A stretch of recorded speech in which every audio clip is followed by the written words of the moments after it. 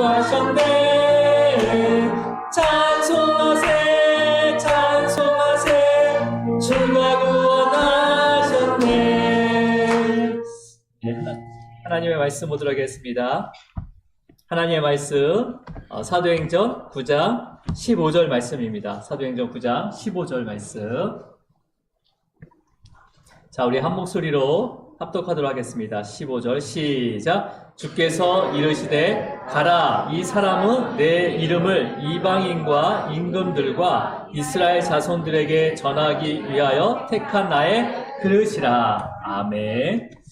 주님 감사합니다. 오늘도 귀한 말씀을 또 우리에게 주시고 이 말씀을 통해서 깨닫는 것을 또 우리의 삶으로 또 우리가 바라보게 하시고 또 걸어가게 하여 주시옵소서. 오늘도 우리의 믿음을 또 한자 자라게 하셔서 믿음에 의한 또 행위 가운데 주님의 영광이 드러날 수 있도록 주님께서 함께하여 주시옵소서. 우리에게 맡겨진 또 사명들, 또 작은 것이라도 우리가 충성되이 감당할 수 있도록 은혜를 더하여 주시고, 먼저는 예배자로 주님께서 또 온전하게 세워지기를 간절히 소망합니다. 주님, 매일매일 또 나의 삶의 일터에서 그 자리에서 예배자로 또 거룩함을 지켜갈 수 있도록 은혜를 더하여 주시옵소서. 감사하고 예수 그리스도 이름으로 기도드립니다. 아멘. 우리 인사 나누도록 하겠습니다. 주님으로 사랑하고 축복합니다. 네, 주님으로 사랑하고 축복합니다. 네, 주님으로 사랑하고 축복합니다. 네, 주님으로 사랑하고 축복합니다. 네.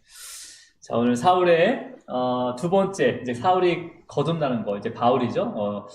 사울의 거듭남에 대한 두 번째 이야기를 오늘도 함께 나누고자 합니다.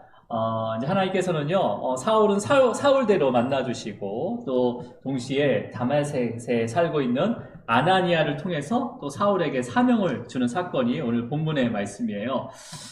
그래서 다메섹으로 가는 길에서 사울은 주님한테 완전히 사로잡혀지게 되죠. 그죠? 그래서 앞을 보지 못한 채 이제는 다른 사람 손에 끌려서 아주 이제 그 다메섹에 언제 들어온지도 모르고 들어와서 유다라는 사람의 집에 이제 머물게 됩니다. 그래서 하루가 지나고 또 이틀이 지나도 눈이 보이지 않는 거죠.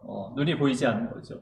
그래서 사울의 입장에서는요, 더 이상 이 눈이 이제 안 보여지기 때문에 살아갈 소망이 보이지 않지 않겠어요? 그죠? 네. 여러분들 갑자기 이유 없이 눈이 안 보이거나 막 조금만 침침해져도 이게 왜지? 하면서 막 불안해하고 막 걱정이 되지 않아요? 그죠? 근데 아예 안 보였다고 생각해 보세요. 그러면 이게 하루 정도면 괜찮겠지 했는데 하루에도 그 다음날 돼도 앞이 보이지 않고 그 다음날 돼도 앞이 보이지 않고 그렇게 되면요, 사람이 완전히 식음을 전폐할 수 없는 거죠. 이게 무슨 일인가 하면서 식음을 전폐할 수 없는 거죠. 우리도 이해가 되지 않는 상황을 맞이하게 되면 어떻게 합니까? 밥맛이 뚝 떨어지잖아요. 그죠? 예, 물도 마실 힘도 없이 정말 절망적인 삶을 그 마음을 갖게 되는 거죠. 그래서 사울의 입장에서는요, 이런 거죠. 어떤 겁니까? 자신의 출생도 그냥 정통 유대인이었단 말이에요. 그죠? 베냐민 지파였어요. 교육받은 그런 환경도, 배경뿐만 아니라 또 현재 공회에서도 인정받는 자로서 이제 앞날이 창창한 젊은이였잖아요. 그죠? 창창한 젊은이였어요. 그죠? 근데 어떤 이유인지도 모르게 멀쩡한 사람이 갑자기 맹인이 되었다면 주변 사람들이 그 맹인된 사울을 보고 뭐라고 하겠어요. 그죠? 마음속으로 아마 손가락질 할 거예요. 뭔가 얘가 뒤로 나쁜 짓을 했구나. 그래서 저주를 받았구나 하면서 손가락질을 할 수도 있는 거죠. 그래서 이제 이대로 사울이 눈을 뜨지 못하면요, 이제 평생 소외된 자로 살아가는 거예요. 평생 천대와 멸시를 받으면서 살아갈 수밖에 없는 거죠. 이러한 자신의 모습을 봤을 때 밥이 넘어가겠습니까? 넘어갈 수가 없는 거죠. 그래서 그러면서 사울은 왜 이런 일이 일어났을까 하면서 그 강한 빛 가운데 들린 그 목소리가 바로 십자가에 죽은 예수님이라는 것 사실과 함께 또 내가 앞을 못 보는 이러한 상황들, 이거는 완전히 사울의 삶이 완전히 공황 상태에 있는 거죠. 사울이 이러한 상황 가운데 처해 있을 때 주님께서는 다메섹에 있는 아나니아를 환상 중에 부르게 됩니다. 그리고 이렇게 말씀하시죠. 우리 11절 말씀을 한번 읽어볼까요? 시작. 주께서 이르시되 일어나 집 가라 하는 거리로 가서 유다 집에서 다섯 사람 사울이라 하는 사람을 찾으라. 그가 기도하는 주인이라. 지금 사울이 어떤 기도를 하고 있는지는 정확히 언급되어 있지는 않지만 아무래도 자신의 삶을 돌아보지 않겠어요? 내가 어떻게 살았지? 하는 그런 돌아봄과 그 다음에 나의 삶의 앞으로 삶을 어떻게 살 것인지를 굉장히 걱정하면서 어쩌면 한탄하는 기도였을 거예요. 그죠? 어느 누가 이런 상황 가운데서 하나님께 찬양하고 감사의 기도를 할 수 있겠어요. 그죠? 아마 한탄의 기도가 더 많이 있었을 거예요. 근데 이런 상황 가운데 주님께서 그 부르신 그 아나니아는요, 오늘 본문에 딱 한 번 언급이 되고, 나중에 이제 사도 바울이요, 자기의 그 회심한 그 과정을 고백을 합니다. 간증을 하는데, 그게 22장에 기록이 되어 있어요. 그때 잠깐 이 아나니아라는 이름을 언급한 다음에, 더 이상 아나니아의 삶이 어떤 삶이었는지 알 수가 없어요. 그리고 이 아나니아는요, 그냥 평범한 그리스도인이에요. 지금으로 말하면. 평범한 그리스도인. 또 공식적인 직분을 가지고 있는 사람이 아닙니다. 그래서 그 당시에 직분은 집사나 사도, 그 제자, 그냥 제자로만 기록이 돼 있어요. 자, 그래서 22장 한번 볼게요. 그래서 사도 바울이 아나니아를 어떻게 소개하고 있는지 22장. 예, 한번 읽어보도록 하겠습니다. 우리 집사님, 이제 모니터를 조금만 올려주세요. 제가 안 들려요. 예. 자, 우리 22장 12절 말씀을 한번 읽어볼게요. 시작. 율법에 따라 경건한 사람으로 거기 사는 모든 유대인들에게 칭찬을 듣는 아나니아라 하는 이가. 지금 사도 바울이 아나니아에 대해서 소개하고 있잖아요. 그죠? 율법에 따라 경건한 사람이다 라고 얘기하고 있어요. 이거 뭐냐면요, 히브리인 중에서 아주 경건한 히브리인이라는 표현이에요. 그러니까 그리고 또 다메섹에 사는 모든 유대인들에게 칭찬을 받는 사람이라고 얘기하고 있어요. 근데 여러분, 예수님에 대해서 알고 있는 자예요. 그죠? 정말 전통 유대인인데도 불구하고 예수님을, 그 복음을 받아들인 자가 바로 아나니아라는 거예요. 자, 여러분, 그렇다면 아나니아는요, 다메섹에서 그러니까 사울의 눈을 뜨게 하고요, 이제 주님께서 사울에게 주신 사명을 전달하게 됩니다. 그리고 세례를 준 다음에 어떤 곳에서도 이 아나니아에 대한 기록이 전혀 찾을 수가 없어요. 만약에 제가 아나니아였다면 이제 사울이 이방 선교의 주인공이 되어서 유럽의 많은 곳에다 교회를 많이 세우잖아요. 그죠? 교회를 세우고 되게 유명해졌습니다. 막 그 서신서가 막 그 교회마다 읽혀지고 굉장히 그 사도 바울의 자리가 굉장히 올라가거든요. 그렇다면 이 아나니아도 제가 아나니아였다면 아마 저도 돌아다니면서 내가 사울을 어떻게 눈을 뜨게 했고 어떻게 사명을 주고 어떻게 세를 주었다고 이렇게 간증하며 다니지 않겠어요? 아나니아도? 근데 아나니아에 대한 기록이 전혀 없다는 거예요. 왜 그러냐면 여러분, 아나니아도요, 이것은 성령이 하신 일인 것을 알았기 때문이에요. 성령님께서 주권적으로 하게 하신 일이기 때문에 아무것도 자랑하지 못하게 하신 것이라는 것을 알고 있었어요. 우리도 조금만 은혜를 받으면 막 이렇게 자랑하고 싶은 마음이 있잖아요. 그죠? 있어요, 없어요? 근데요, 우리는 성령님께서 주권적으로 하고 있다고 하면요, 자랑할 수 있는 게 하나도 없는 거예요. 오히려 더 부끄러워지는 거죠. 자, 우리 다시 본문의 12절을 한번 읽어볼게요. 본문 사도행전 9장 12절 한번 읽어볼게요. 시작. 그가 아나니아라 하는 사람이 들어와서 자기에게 안수하여 다시 보게 하는 것을 보았느니라 하시거든. 그가 아나니아라 하는 사람이 들어와서 자기에게 안수하여 다시 보게 하는 것을 보았느니라 하시거늘 라고 되어 있습니다. 이게 무슨 말입니까? 지금 주님께서는요, 사울을 못 보게 만드신 다음에 사울에게 아나니아라는 자가 너에게 와서 안수를 할 때 너는 다시 보게 될 거야 라고 말씀하셨다는 거예요. 네. 자, 여러분 언제 그랬습니까? 우리 지난주에 읽지 않았던 본문인데요. 우리 9장 6절을 한번 읽어볼게요. 9장 6절 시작. 너는 일어나 들어가라. 내가 행할 것을 내게 이를 자가 있느니라 하시니라. 이거는 사울과 하나님, 예수님과의 대화였잖아요. 그죠? 그러니까 내가 행할 것을 내게 이를 자가 있느니라 라고 했을 때 이 내가 행할 것이라는 것은 뭐죠?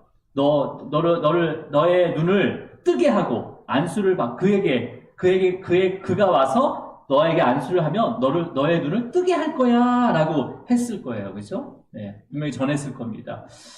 근데 이 일은요, 사울의 기존 율법적인 상식으로, 지식으로는요, 전혀 이해할 수 없는 일인 거예요.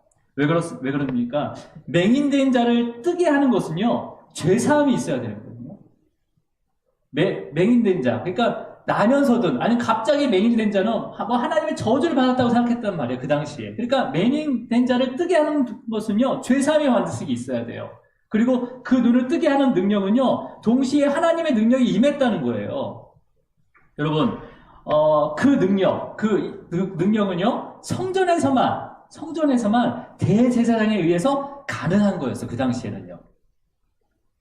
가능한 거였지만, 이루어진 적은 한 번도 없습니다. 성전에서 죄사여지고, 맹인자가 눈이 뜬 그런 역사는요, 성전에서는 없었어요. 예수님은 있었죠, 그죠? 자, 그러니까 율법적으로도 지금 이해할 수 없는 거죠. 지금 내가 맹인됐는데 이 맹인된 것을 누가 와서 나에게 안수 기도를 한단 말이에요. 이거조차도 아무나 안수 기도를 하는 게 아니거든요. 근데 들어보지도 못하는 그 아나니아가 와서 안수 기도를 할 때 너 눈은 띄어질 거야 라는 것을 들었다는 거죠. 그러니까 뭐 이해가 되겠어요?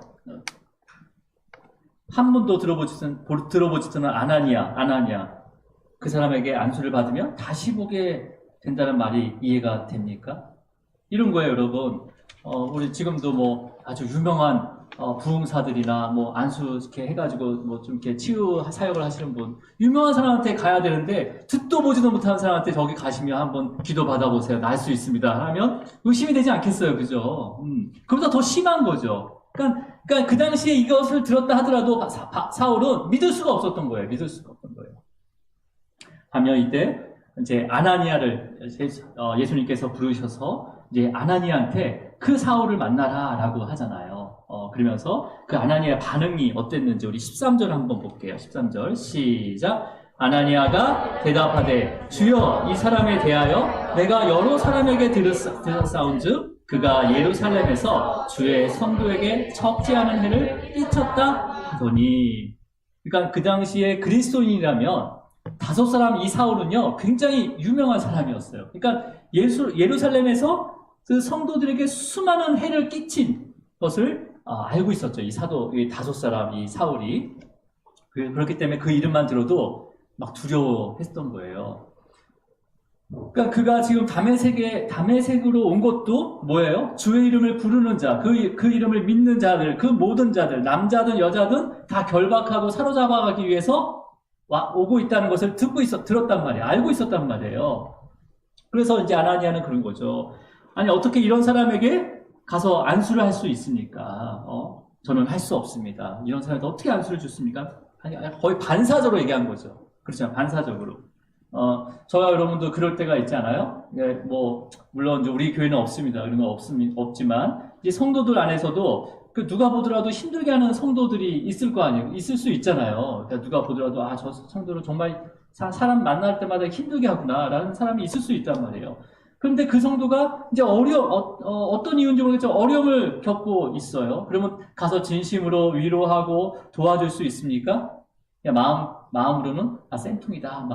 그렇게 생각할 수 있지 않겠어요? 마음으로는.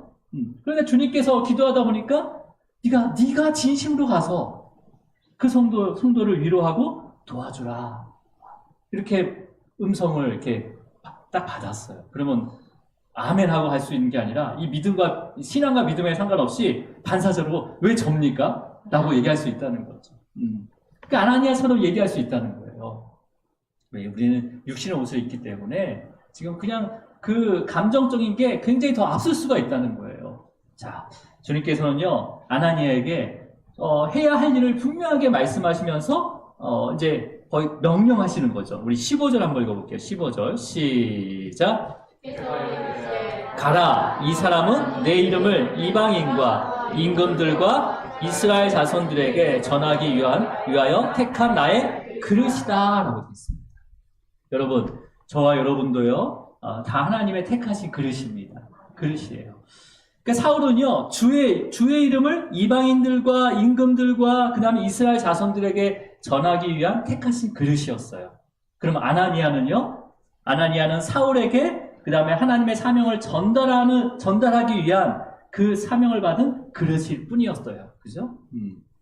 여러분, 그러니까 저와 여러분도요, 하나님의 그 목적과 그 계획에 따라서 각자 그 택함을 받은 하나님의 그릇입니다. 그릇이에요. 네. 그리고 하나님께서는요, 사용할 수 있도록, 하나님께서 사용할 수 있도록 아주 합당하도록 빚어가고 계시는 거죠, 지금도.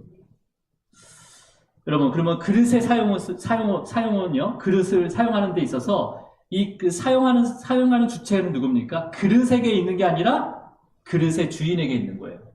그렇잖아요. 그릇을 어떻게 사용할 건지는 그릇 자신에게 있는 게 아니라 이 그릇의 주인에게 있단 말이에요. 그러니까 여러분, 우리의 주인 되신 주님께서요, 우리의 삶을 사용할 수 있도록요, 믿음으로 맡기기를 축복합니다. 맡기셔야 되는 거예요. 맡길 때 주님의 일하심을 볼 수가 있습니다. 맡기실 때. 내가 맡기지 않으면요, 절대 주님께서 일하시는 걸 바라볼 수가 없어요. 여러분, 맡길 수 있는 믿음을 달라고 기도하시기 바랍니다. 자, 그러면서 우리 16절 한번 읽어볼게요. 시작. 그가 내 이름을 위하여 얼마나 고난을 받아야 할 것을 내가 그에게 보이리라 하시니. 지금 주님께서는요, 아나니에게 어떻게 얘기하냐면, 사울이 이 성도들에게, 나의 성도들에게 가했던 고통보다 그 주님의 이름을 위해, 내 이름을 위해서 받을 고통이 더 크다! 라면서 아나니아에게 이야기를 해주게 됩니다. 그래서 이제 아나니아는요, 이 하나님의 계획을 듣고 나서 이제 사울이 머물고 있는 유다의 집에 찾아가면서 그에게 안수를 하게 되는데, 우리 17절을 읽어볼게요. 17절, 시작. 아나니아가 떠나 그 집에 들어가서 그에게 안수하여 이르되, 형제 사울아, 주 곧 내가 오는 길에서 나타나셨던 예수께서 나를 보내어 너로 다시 보게 하시고 성령으로 충만하게 하신다 하니. 자, 여러분 보면 지금 아나니아가 뭐라고 얘기했냐면, 사울한테 당신이 다메섹으로 오는 그 길 위에서 겪었던 일들을 제가 다 압니다 라고 얘기하는 거예요. 여러분, 그 당시에요, 함께 동행했던 사람들은요, 그 일이 어떤 일인지 알 수가 없어요. 이해할 수가 없었어요. 그냥 갑자기 맹인된 그 사울을, 중얼중얼 하다가 맹인된 그 사울을 끌고 그냥 유다 집에 맡겨놨을 뿐이에요. 자, 그런데 아나니아가 찾아와서 사울에게 뭐라고 얘기하는 거예요? 내가 다메섹으로 오는 도중에 무슨 일을 하는지 내가 다 들었다. 그 바로 예수님한테 들었다. 이렇게 얘기를 하게 되는 거죠. 그러니까 사울은 처음에 그 아나니아, 어떤 사람이 와서 자신의 머리에 안수하고 눈을 뜨게 할 것이다 라는 말을 처음엔 정확하게 믿지 않았단 말이에요. 근데 그 사람이 직접 와서 그 얘기를 전하니까 이제는 이자가 그 예수님, 그 음성 가운데 주인이신 예수님께서 보내신 자구나 라는 것을 알게 되었다는 거죠. 그리고 이제 예수님께서는요, 아나니아를 통해서 이제 사울을 다시 보게 하시고 성령으로 충만하게 하신다라고 전하게 됩니다. 자, 근데 여러분, 우리가 사울이 아나니아를 뭐라고 소개했습니까? 율법에 따라 경건한 자라고 얘기했어요. 경건한 자. 그러니까 근데 그 자가 지금 뭘 얘기하냐면요, 율법을 얘기하는 게 아니라 예수님과 성령을 언급하고 있어요. 지금 사울에게 와서 그러니까 다시 보게 한다는 것은요, 율법으로는 도저히 이루지 못하는 일이거든요. 율법으로는요. 그러니까 어떤 율법도 눈먼 자를 눈뜨게 하지 못했습니다. 그죠? 근데 사울은 이제 안수를 받고 눈을 뜨게 된단 말이에요. 그래서 이 기적을 체험함으로 인해서 그냥 단순히 눈을 뜬 걸로만 생각하는 것이 아니라 예수님이 바로 하나님의 아들이라는 것을 알게 되는 거예요. 그래서 여러분, 우리가 다음 주에 보겠지만은 즉시로 각 회당에서 예수가 하나님의 아들이심을 전파했다라고 나옵니다. 그럼 이걸 언제 한 거예요? 이때 한 거예요, 이때요. 아나니아가 안수를 하고 그 다음에 그 안수 가운데 비닐이 벗겨져서 눈을 보게 했을 때 이것은 하나님만이 하실 수 있는 능력이라는 거죠. 저 여러분, 그래서 성령 충만하게 하신다라는 거예요. 성령이라는 것도요, 최초에 그 창세기에, 모세오경의 첫 번째 창세기에 보면 하나님의 영, 수면 위에 운행하는 하나님의 영, 이게 성령이거든요. 근데 이 성령이 충만하게 한다는 거죠. 그 영이. 그러면 예수님, 예수님은 하나님의 아들이고 그 다음에 그 마음 가운데 성령이 충만하다는 것은 이 삼위 하나님에 대해서 이때 알게 된 거예요. 이때 알게 된 거예요. 깨닫게 된 거죠. 여러분, 그러면 성령 충만함은 어떤 능력을 나타내는 게 아니에요. 여기서 성령 충만하게 하신다라는 의미는 어떤 능력을 나타내는 게 아니라 그 삼위 하나님께서 각자의 인생을 인도하고 보호하고 그 다음에 지키시고 있음을 믿게 되는 거죠. 믿게 됨으로 인해서 어떠한 상황에서도 주님 안에서 자유함을 누리는 거예요. 평안함을 누리는 거예요. 안식을 누리는 거예요. 그리고 부요함을 누리는 그 심령, 마음의 상태가 바로 성령 충만한 상태라는 거예요. 그러니까 우리가 무엇을 먹을까, 무엇을 입을까, 그 다음에 죽음까지도 두려워하지 않고 지금 주님께서 나에게 원하는 것이 무엇인지를 알고자 하면서 주님의 뜻에 순종하고자 애쓰는 그 마음이 바로 성령 충만함입니다. 내가 어떤 능력에 충만해가지고 어떤 일을 내가 자신있게 한다는 게 아니라 주님의 뜻을 구하고 그 뜻에 내가 따라 살려고 순종하려고 애쓰는 그 마음이 바로 성령 충만함이에요. 성령 충만함. 여러분, 그래서 사울이 이것을 깨닫는 동시에 어떤 일이 일어난 거예요? 18절입니다. 시작. 즉시 사울의 눈에서 비늘 같은 것이 벗어져 다시 보게 된지라. 일어나 세례를 받고. 지금 육신의 눈이 띄어진 걸로 우리가 생각하지만 영적인 눈도 함께 띄어진 거예요.